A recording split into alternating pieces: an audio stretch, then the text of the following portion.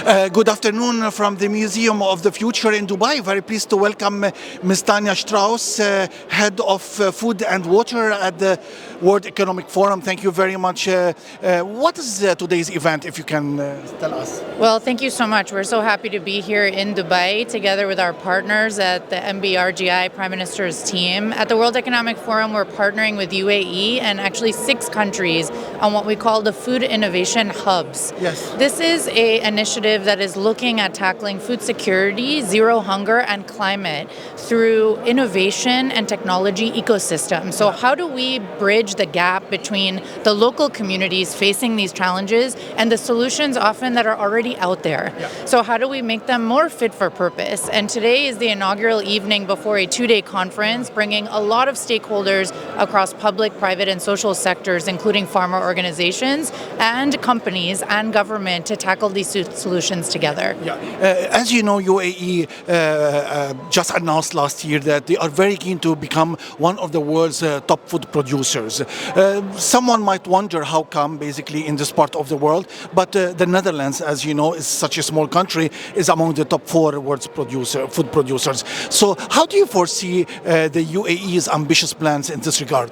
Yes, exactly. So here in the UAE, they're tackling this idea or ambition to move from 85% of exporting food to less than 50% of exporting food by 2050, looking at levers like leadership, collaboration, and innovation. So here in Dubai, you have the world's largest vertical farm. Yeah. I'm not saying every country in the world needs to take this approach, but here in the UAE, they are tailoring the kinds of technological advances that can achieve that kind of goal. But no one sector can do it alone. So you can see they're fostering the innovation ecosystem that invites more of those solutions that can help them tackle them at scale. Yeah, agri-tech, where are we in this regard, and what are the top innovation, and how can we, increase knowledge sharing in this regard? Exactly. I mean, here's the thing. A lot of these solutions are already out there and they're sitting on a shelf because there isn't the practices and channels to the communities to adopt those practices at scale. Yeah. Now, agri-tech is tackling it from a production lens. Food tech is tackling it from a how do we reinvent the way we are consuming food, and also looking at waste and loss, which is a big challenge here in the region. So I think what we can expect from the UAE is leadership in this space and very much harnessing the lessons of the best and world-class solutions out there. Yeah, and as you know, many people have warned of a new pandemic. How are we in this world or on this planet ready to basically deal with a new pandemic?